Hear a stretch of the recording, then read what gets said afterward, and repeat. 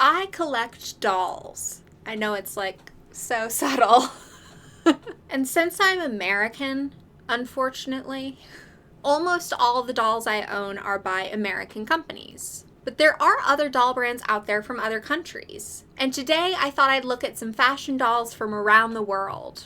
I've organized this list vaguely by country and region, and I was focusing on fashion dolls, so no ball-jointed dolls or American Girl style dolls. And I avoided dolls that were just merch of a brand, so like Sailor Moon dolls. Listen, I did my best. This list is not going to be perfect, it's not going to be comprehensive, this is just for fun. This video was also harder than normal to research because I only speak English. So I was doing lots of translating and exploring new parts of the internet. Blog posts and YouTube in other languages. Which, speaking of the internet, if you're spending time online, which obviously you are because you're watching this video, then you should make sure that your data is safe. Which is why I'd like to thank the sponsor of today's video, Aura. You share so much of your information online. That sounded very accusatory. I didn't mean it like that. Having to make accounts with your personal information is just kind of how the world works now. I had to make an account to order my contacts, and now my name, email, password, phone number, and home address are on yet another website. And this data is vulnerable to breaches and leaks. Aura helps protect your personal information by monitoring the web to see if your information is out there. Then they alert you if they found your info out in the wild. And they alert you if there's suspicious activity on your credit or bank accounts. Aura also goes to tons of data broker lists and requests that they remove your information. Because data brokers legally have to remove your information if you ask, but obviously there's lots of them and they all make it annoying to do that.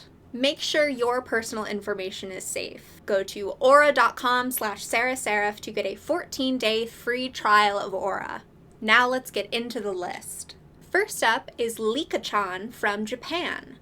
She is the most famous doll outside of the US. She was launched on July 4th, 1967 by Takara. Licca Chan, Licca Chan, Licca Chan, 二人だったよと話。Which 1967 is pretty old for a doll. She was created by former shoujo manga artist Miyako Maki. Shoujo is like anime and manga for girls. I am not into anime or manga. I don't really know this stuff, but that is my understanding. Licca Chan as a character is supposed to be younger than a character like Barbie. She is an 11-year-old girl. She's also a shorter doll than your traditional Barbie doll. She is 21 centimeters, so like 8 inches. And for reference, Barbie is 11 inches. And the name Licca Chan was decided by the general public. They did like a poll. It was decided in the July 1967 issue of the monthly girl manga magazine, Ribbon. Now, Licca Chan is the only doll on this list who I currently own. Oh no, she's wearing all white. She's blowing out the camera. So in 2023, I went to Japan. It was a group trip. It was one of the most amazing experiences of my life. And I had 2 goals going into that trip. 1, I was going to go to Tokyo Disneyland. And 2, I was going to buy some Licca Chan dolls. And I accomplished both of my goals. This Licca is a collaboration with the magazine Very. She's wearing this like white mini dress and then this skirt goes over top of it. So the point is that you can kind of like change up her look. I just thought she was adorable. And then I also have this doll from the line #Licca.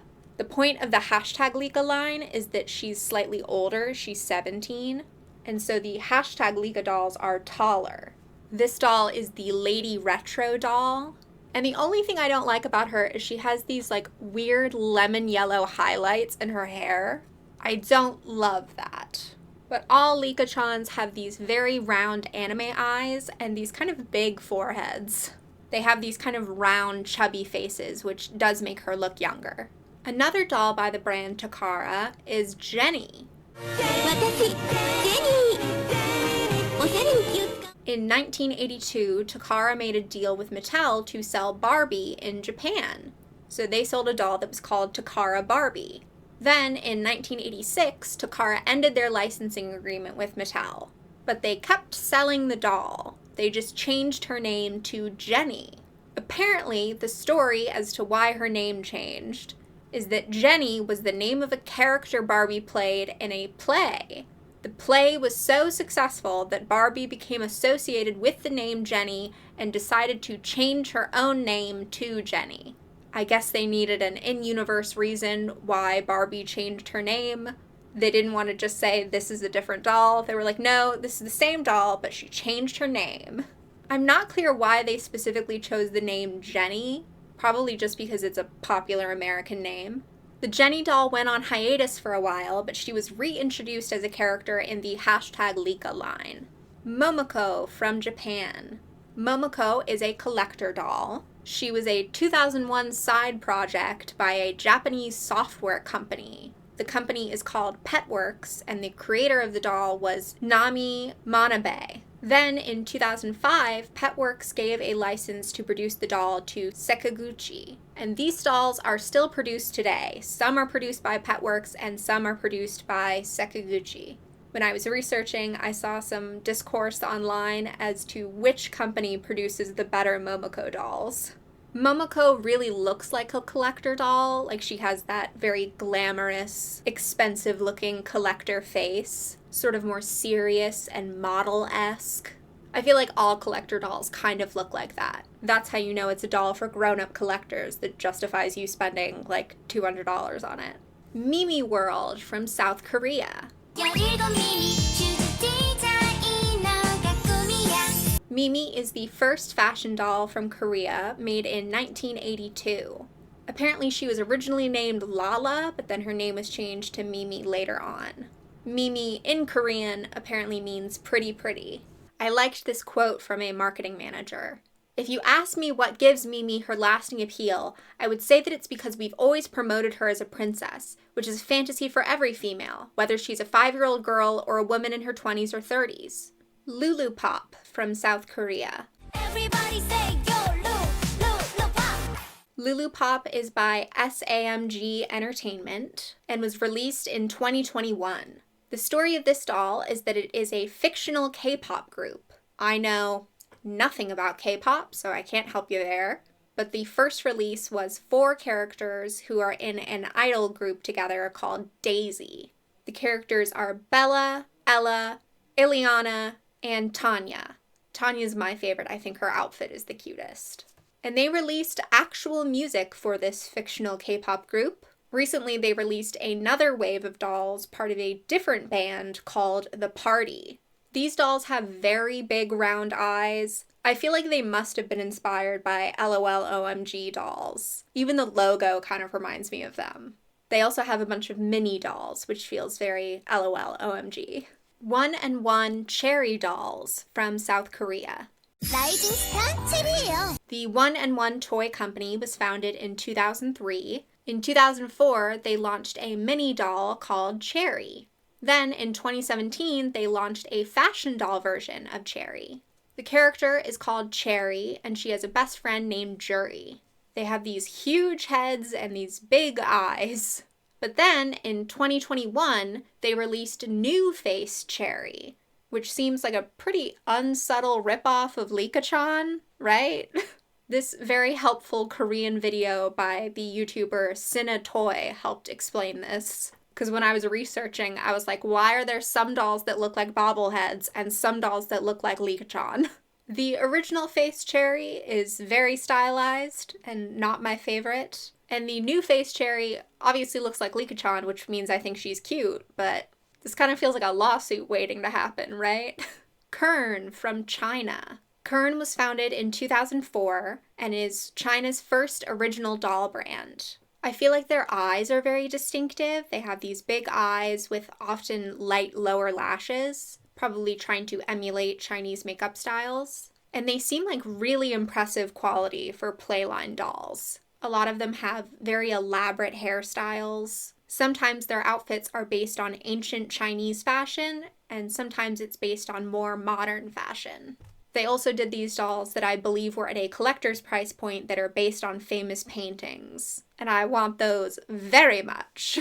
Yue Sai Wawa from China. Yue Sai is a real human person. She is a Chinese-American television host, and she is apparently a huge deal in China.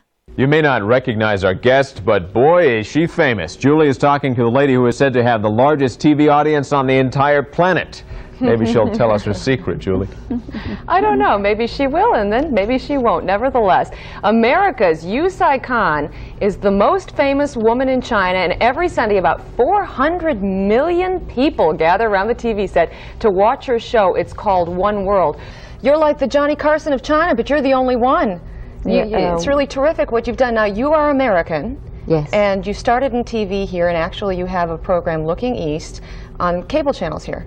Yes, I have a show that is aired around the country on about 800 stations. But China is, there's a saying that the hero makes the time, or the time makes the hero. I think it's both. I happen to be the right person at the right time, and we have designed a show that is to show the world to the Chinese people. And the Chinese people really know very little about the world. People magazine referred to her as the most famous woman in China. For a period of time, she hosted a TV show that brought in 400 million viewers weekly. And she's created multiple brands over the years, including a doll brand. In the year 2000, she made a fashion doll brand. Here is a quote from her website. Seeing that all dolls in China had blue eyes and blonde hair, Yue Sai designed and produced a line of Asian female dolls known as the Yue Sai Wawa doll in Chinese. Each doll has distinctive Asian features, accessories, and educational facts to help Asian children develop confidence, knowledge, and pride in their heritage, as well as educate children about Asian cultures. And they look very pretty. They're very, glamorous. I did order one, and she is coming in the mail, but I don't have her to show you right now. I'll definitely do an unboxing in a short form video or something.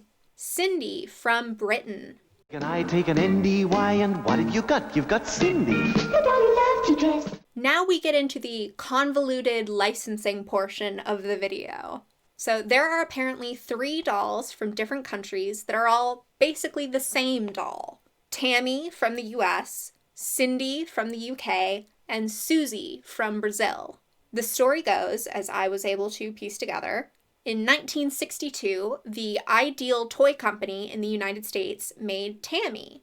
Meanwhile, in the UK, Pedigree Dolls and Toys wanted to sell a fashion doll. They considered licensing Barbie, but Barbie apparently didn't test well in the UK market, so they licensed Tammy, and they renamed her Sindy. Apparently the name Sindy polled well, but it needed to be distinct for trademark purposes, so they spelled it with an S. Sindy came out in 1963, and she actually outlived Tammy, who was discontinued in 1966. Then there was complicated legal stuff. Mark's Toys tried to bring Sindy to the US.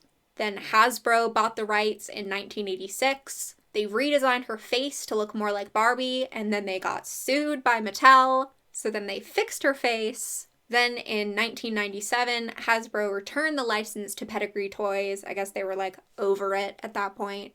And Pedigree relaunched Sindy in 1999. Sindy has had multiple relaunches over the years and is currently still available.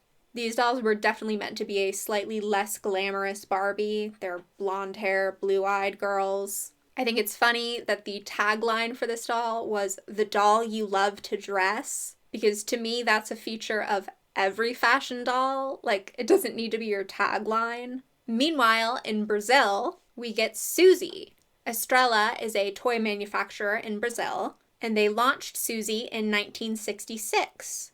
I believe they were inspired by Tammy. This is an example of me trying to Google translate information and it being kind of confusing. The Portuguese Wikipedia article for Susie mentions Tammy, but definitely Tammy and then Sindy came first. And by 1966, Tammy was ending, so I don't think Susie was an official licensing of Tammy. But she does look very similar, which I don't think is on accident. I think it just wasn't an official deal. Obviously, if you know more than me, please let me know. That goes for any of these dolls. Part of why I was excited to make this video is I can basically crowdsource information about dolls.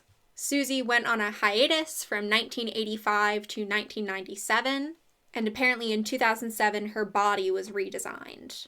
As of right now, she is still available. There are a couple for sale right now on the Estrella website, and I think they're kind of meant to look like the classic Susie doll from like the 60s. Their faces are so extremely pouty, which I find charming. Pippa from Britain. She was by a company called Palitoy and was sold between 1972 and 1980.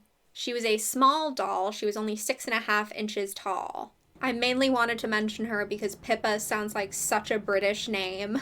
Like, this is a British fashion doll called Pippa. I 100% believe you. Santoro London from Britain. Santoro London is a design house that makes, like, gift products. In 2010, they launched a line of designs called Gorgeous, with art by Suzanne Woolcott. It's art of girls with big circle heads and blank faces other than these straight line eyes. And in 2016, Santoro London made dolls of these designs, manufactured by Paolo Reina. These dolls are 13-ish inches tall, and they apparently have a fragrance of rose and honeysuckle, which is kind of random.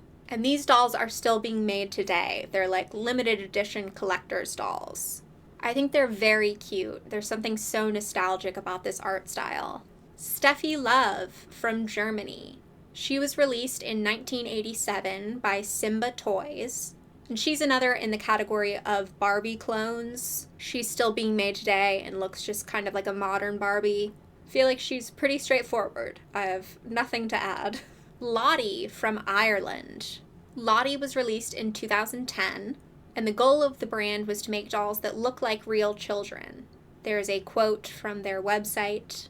When looking to buy gifts for extended family members, we didn't feel comfortable buying any of the doll options available in stores. Some seemed adult-themed in nature, some over-sexualized, some were horror/vampire themed, all of which we thought were inappropriate for kids. When speaking to friends, the word wholesome doll seemed to be what was repeating most as something people desired but was not available. When we were doing that, we were being approached by parents to say, listen, we would like something a little bit more wholesome. And I've got 6 nieces myself at the time when I was in living in London. And there wasn't really anything on the market that I felt comfortable, gifting to one of my own nieces. So we did about 18 months worth of research, and we spoke to experts and play experts, psychologists, nutrition experts. Horror-themed dolls. I'm sensing some Monster High shade. I think these dolls are cute. They remind me of Licca Chan in that they're supposed to be like a little girl. I don't have any hang-ups about inappropriate-looking dolls. I'm fine collecting both wholesome and non-wholesome dolls alike. But I guess if that's something you care about, cool. Unique Eyes dolls from Italy. These dolls were released in 2021 by Giochi Preziosi. These dolls have inset eyes, so instead of the eyes being printed on the face, they are a separate plastic piece that is embedded into the face. Sounds really creepy when I put it like that. Rainbow High dolls and American Girl dolls have inset eyes. The gimmick with Unique Eyes dolls is that they are made to look like the eyes are following you around. People already think that about dolls. Like, they think it's creepy, they feel like the dolls are looking at you. I mean, clearly not a problem that I have. I sleep right here with 24 plastic women looking at me. I'm cool with it. But it is wild to me that someone would make a doll that looks at you creepy on purpose. Tanya from Italy. She was released in 1971 by the company Seppirati, but since 1993, Tanya has been a product of the Giochi Preziosi group. She's another one of the Barbie clones, but I do like the sort of Italian-focused dolls that they made of her. There are multiple Tanya dolls that are Miss Italy pageant winners, and they collaborated with the actual winner for the doll. Ella Superstar from Switzerland. She is a collector's doll created by Joanna Almagro and is produced in collaboration with Kurhn. Her website seems to be broken, so I don't know what's going on with that. The most recent social media activity I can see is Facebook posts, using AI to make the doll do a catwalk. So, don't know what's going on there. Queens of Africa from Nigeria. These dolls are by FICO Solutions Nigeria Limited, and they were developed by entrepreneur and philanthropist Taofik Okoya. As a father, I guess it's an experience that was very personal to me. That my daughter had actually asked me what color she is, and when I said black, she didn't look too happy, and she wished she was white. And that's when I realized that even around the house, all her dolls were white, all her favorite characters were white. So with that, I actually took the step and started, my research and investment in the project. The Queens of Nigeria brand includes books, dolls, comics, music, and an animation series. The goal is to promote African heritage and empower girls, and each doll is meant to represent a different tribe in Africa.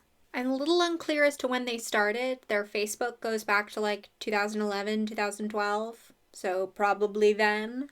Their website is currently a little bit broken, like some of the buttons don't lead to where they're supposed to.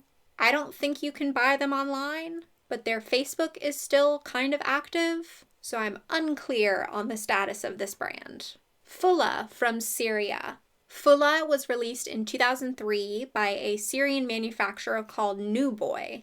She's marketed in Islamic and Middle Eastern countries as an alternative to Barbie. She's meant to promote Islamic values and often wears some kind of head covering, but it kind of varies from doll to doll. And it seems like she's extremely popular.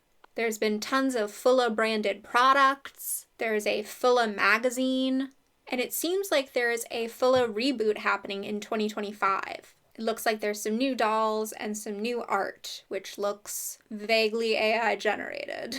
Sara and Dara from Iran. These dolls were released in 2002 and were developed by the Institute for the Intellectual Development of Children and Young Adults, a government agency affiliated with the Ministry of Education, so our one and only government doll on this list.